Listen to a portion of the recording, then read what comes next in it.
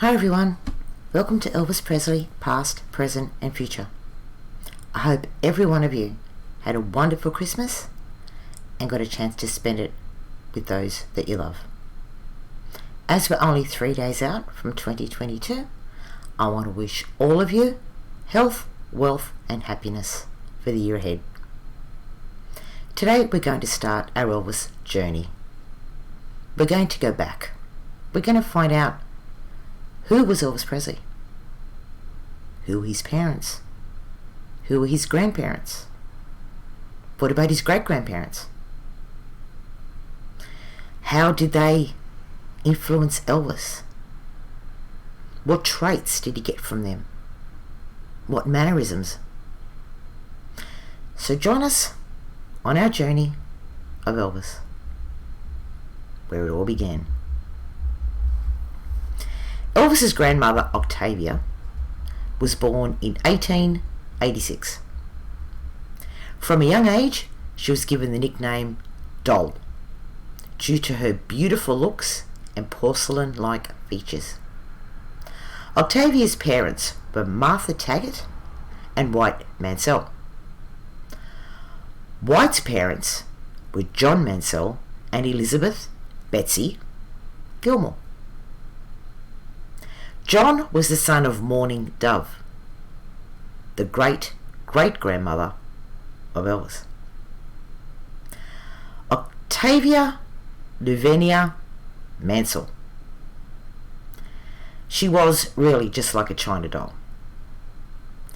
Her sister's husband once said that she was the prettiest woman he had ever laid eyes on. In 1903, Octavia was turning 27. She could not decide who she wanted to marry. Octavia had many, many men pursuing her. And she, in turn, pursued many, many men. Octavia was a bit of a flirt. She had chosen someone, or rather, someone to fall back on if finding the right one eluded her. Her fallback man was a man she'd known all her life. He was a man she had grown up with. Her fallback man was the son of Obie Smith and his wife Anne. Now, Anne was her father White's sister. Her fallback man was Robert Smith, her first cousin. Now let's think about that for a minute. Her auntie's son, her first cousin. Nowadays, it's unheard of to marry first cousins, or second cousins really. But back then, that was quite a normal practice. There wasn't the medical knowledge around then that could help in finding out if there was going to be any genetic diseases, chromosome diseases, things like that. So what they did is they married cousins. They married neighbours. They married people from their church because they didn't have the means to go out to dances or to go out to parties. They couldn't get there. They were poor. They didn't have cars. There was no transport. So everywhere they went, it was with family, or to visit family, or to visit neighbours. So more than likely, the person that they would end up with in life would be someone from that circle. So marrying first cousins wasn't that strange. To us it is, but back then, it was the done thing. Now, they were married in 1903. That is them on their wedding day. Octavia and Robert. They had 9 children. 8 of them survived. Her first child was born 10 months after her and Robert married. And after that first child was born, Octavia took to her bed and remained there for the rest of her life. Her last child was born when she was 46. Her first child, Effie, survived 14 months. Then came Lillian in 1906. Then Lavelle in 1908. Retta in 1910. Then, on April 12, 1912, she had a 5th daughter, Gladys Love Presley. In 1915, she had her first boy, Travis, which was Billy Smith's father, followed by another boy, Tracy, in 1917. Another daughter, Cletus, in 1919, and her final child, another boy, John, in 1922. Her husband, Robert, was a very good worker. He provided for his large family. But every penny that he brought into the house soon left the house as quick as it entered, as Bob used to provide his invalid wife with the luxuries that she requested. She would send her daughters to the store to get materials so she could make herself a fancy dressing gown, or she would send them to buy side combs for her hair, lavender water to cool her brow, peppermint drops, and sometimes medicines. Under her pillow, she kept a large mirror and a comb in readiness to receive visitors. In all of Lee County, Tupelo, there was no girl brought up under such adverse conditions socially, economically, and intellectually than Elvis's mother. Gladys, as a young child, was very listless. Her sister Lillian would call her hog lazy. They did all the chores, or Gladys would sleep. Physically, she was a very sweet, chubby little girl with the sweetest disposition of all of the Smiths girls. Hunger had taught her to show the friendly, pleasant, outgoing side of her nature. Lillian took over the role as mother of the family. She cooked, she cleaned, she did all the housekeeping, took care of her mother doll, and supervised the other children. She observed Gladys to be very highly strung, scared of thunderstorms, very nervous of high winds, always hearing noises outside at night. She was also very headstrong. You couldn't make her do anything. She was very stubborn. Right from Gladys's early years, the gap between her private fears and her public face would remain prominent. Throughout her life, until the last 3 years, when that gap would close, then it became all fear. Like her siblings, she only went to school 4 months of the year, and that was in winter. The rest of the year, she was needed in the fields, hoeing cotton, chopping cotton, picking cotton, and pulling corn. She did love going to school, mixing with the other boys and girls, but wasn't too good with the books. She loved playing basketball. None of her teammates could match her for her dribbling and passing. By the age of 16, her chubbiness turned into graceful curves. Her features had emerged. Her nose small and delicately carved. Her dark eyes large and round. Her mouth small, with the sweetest smile that deepened the curves of her cheeks. This smile and cheek structure would be passed along to her son, which would enhance that Elvis smile.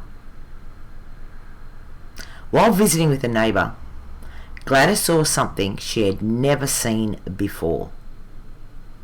A vitrola. She promptly fell in love with the music making machine and the music coming from it. Through the vitrola, Gladys discovered dance with the music and the vitrola. She learnt the Charleston. She also learnt square or round dancing, but her favourite was buck dancing.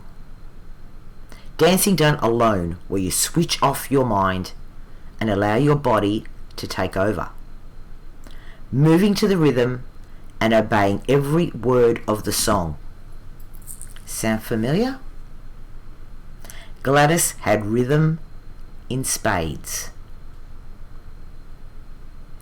Just look at that picture, guys.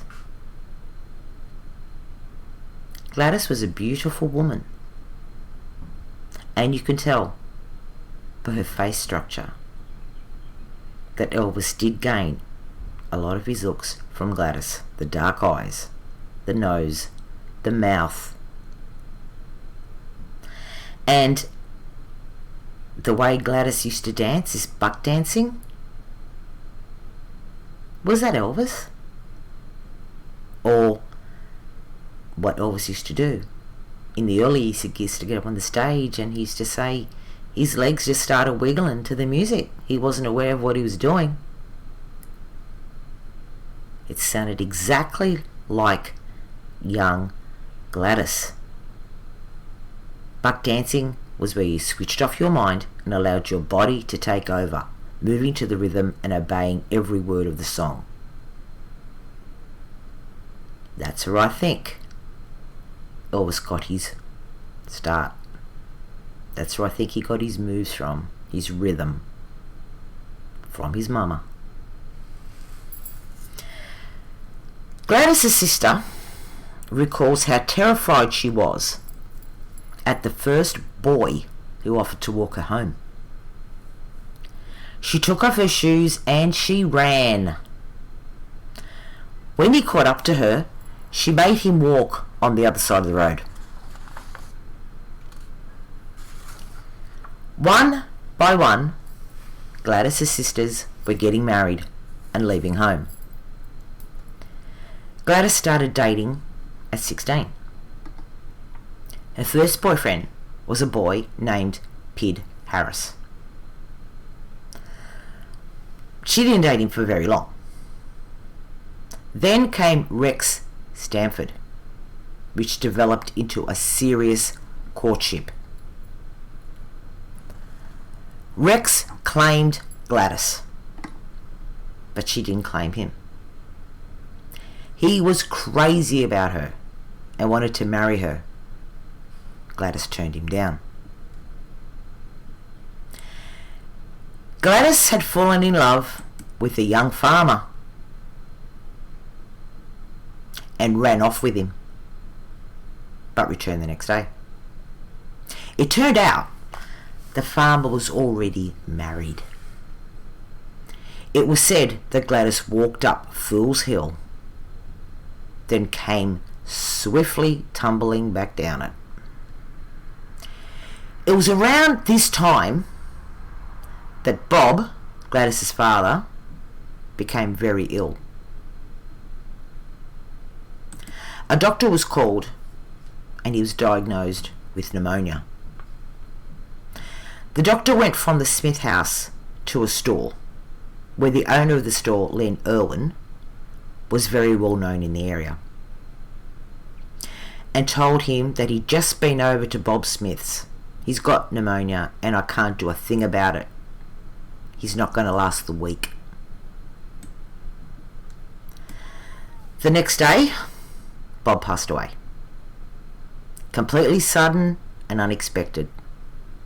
It was a shock to everyone that Bob had died and not his sickly wife Doll. Robert Lee Smith, Bob, lover of Doll, tenant farmer, moonshiner and odd jobs man, father of 9, passed in October of 1931. He was 52.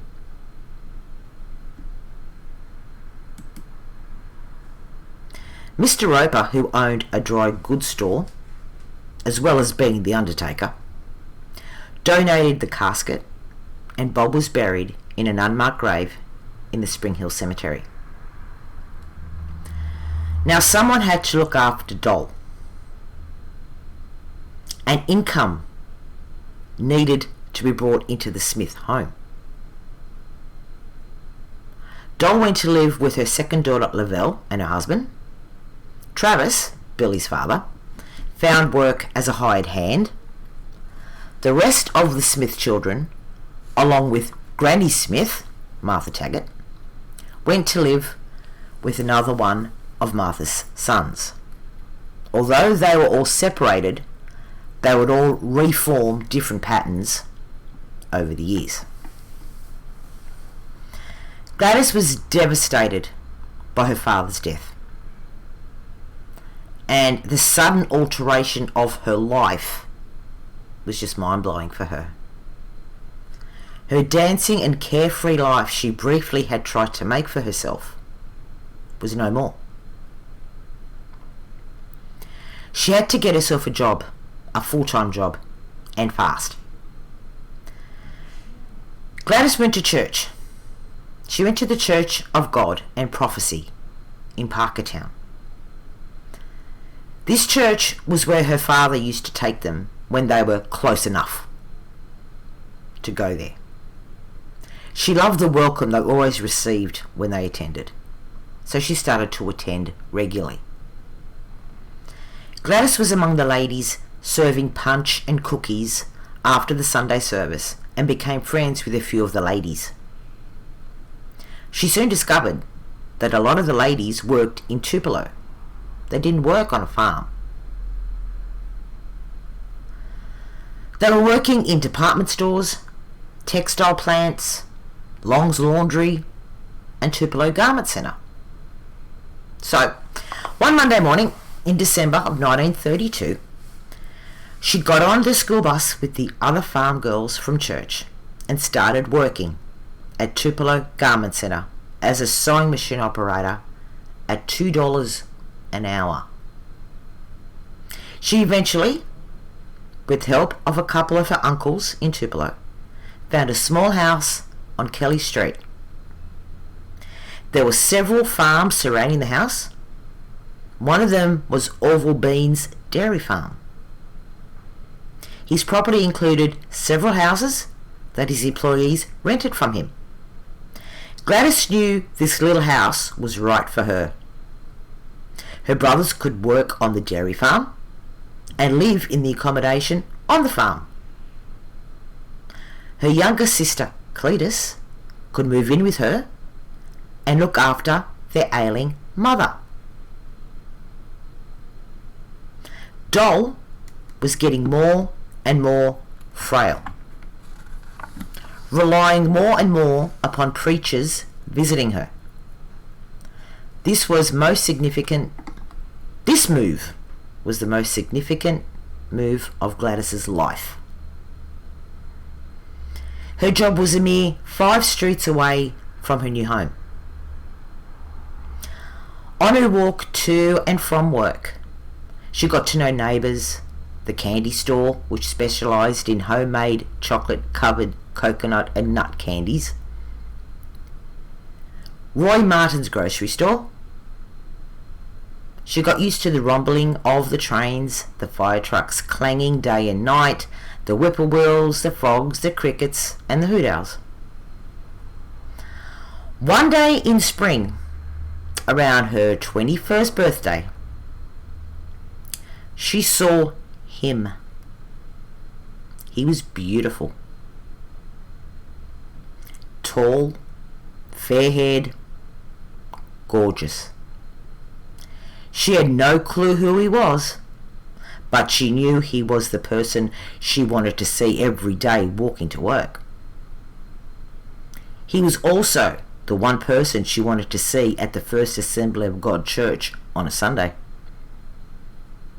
She was told he was one of the large Presley clan, and he lived with his mother and father on the old Saltillo Road, and that his name was Vernon.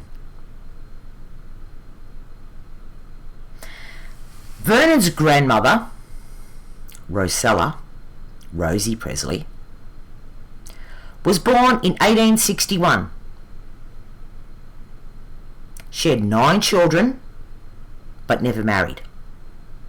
She gave all her children the name Presley. It is rumoured that Rosella and her sister Rosalinda were both abused by their stepfather after their mother died, and the girls went to live with their grandmother. Rosella's 5th child was a son named Jesse D. McDowell, JD. Jesse married Minnie May. Minnie May Hood was born in 1913. They had 5 children together. Vesta, born in 1914, who married Gladys's sister, Cletus. Vernon Elvis was born in 1916. Delta May in 1919. And Nashville Lorraine in 1925. By Vernon's older brother Vesta marrying Gladys's younger sister Cletus, that made their daughter Patsy Elvis's double first cousin. Vernon and Gladys's whirlwind romance and elopement 2 months after they met goes on record for being the most unthought out elopement of the year in East Tupelo. It was entirely on impulse. There were 3 conditions essential to getting married. The first, the interested parties must have the necessary money for the marriage license. Number 2, both parents must be of legal age. And number 3, they needed a place to live together. Vernon and Gladys were not able to meet any of those conditions. They didn't have the $3 for the marriage license.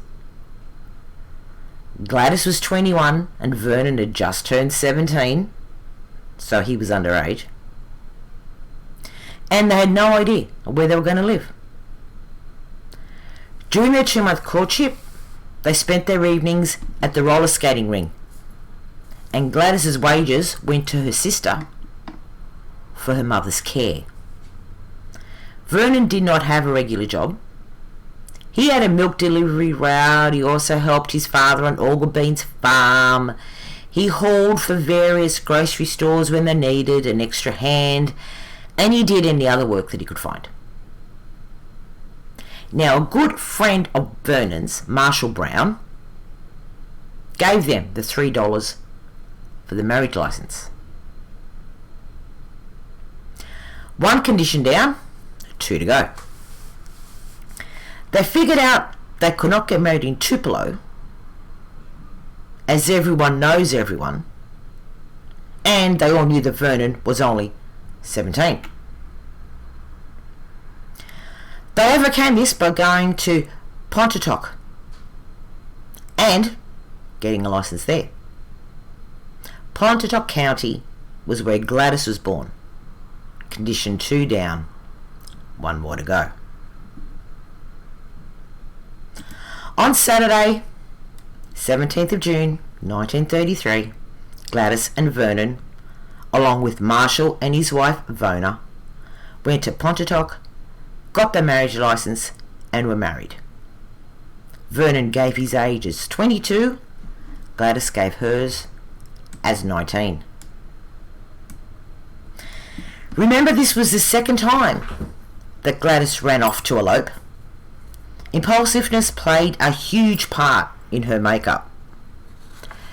She knew nothing of moderation and half measures.